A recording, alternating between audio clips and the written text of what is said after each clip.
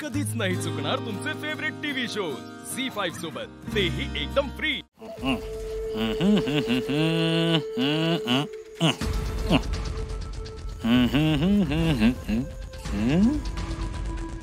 सुहासराव, आजचा दिवस तुमचा। आज कळेल रामभाऊंना तुमचं महत्व। रामभाऊ, आज तुम्हाला एवढा मोठा धक्का बसणार आहे ना, नाही तुमच्या पायाखालची जमीन सरकवली ना तर बघाच।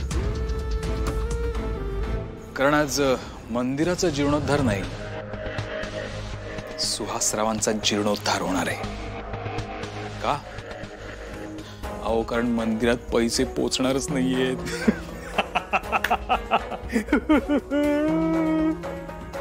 रामभाऊ, मला माफ करा मला।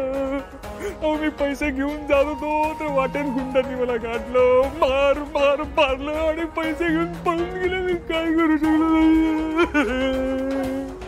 रामभाऊ, मला माफ करा।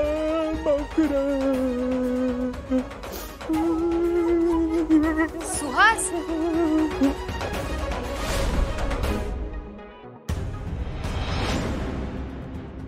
किटू डार्लिंग, काय रे, काय झालं? तू रडतोयस? नाही म्हणजे हो हो की नाही नक्की सांग। किटू डार्लिंग, कळतंय मला ना, हसावं का रडावं काही लक्षात येत नाहीये, पण पुढे बोल। तेच बोलतोय। म्हणजे एवढा आनंद झाला ना की शब्दच फुटत नाहीत। अगं, रामभाऊनी माझ्या खांद्यावर जी जबाबदारी टाकली ना, त्यामुळे माझ्या डोळ्यात पाणी यायचं बाकी आहे। किटू डार्लिंग, तुला सांगतो काय झालंय। मंदिराच्या जीर्णोद्धारासाठी ना मंदिरात पैसे नेऊन द्यायचे, तर ते पैसे मी घेऊन जाणारे। रामभाऊंनी ती जबाबदारी माझ्या खांद्यावर टाकली। किटू डार्लिंग, तुझ्यावरचं प्रेम सिद्ध करण्यासाठी ज्या दिवसाची वाट बघत होतो ना, तो दिवस आज आलाय। किटू डार्लिंग, आता तू बघशीलच, रामभाऊनी माझ्यावर जो विश्वास टाकलाय ना, तो मी कसा सार्थ ठरवत होते। मला खूप आनंद झालाय। सुहास, अरे माझा विश्वास आहे तुझ्यावर, तू ही जबाबदारी व्यवस्थित पार पाडशील। आणि तसंही मी आहे ना तुझ्या सोबत। बरं, आता बाहेर चल, सगळे वाट बघतात। हो, लवकर। हो।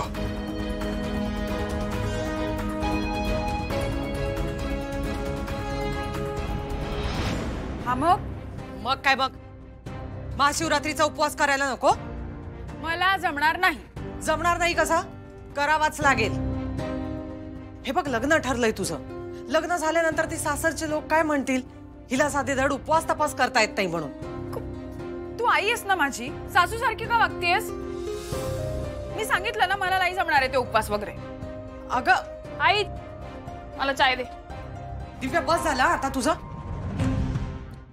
झी5 ॲप डाउनलोड करा आणि पहा सर्व एपिसोड्स एकदम फ्री।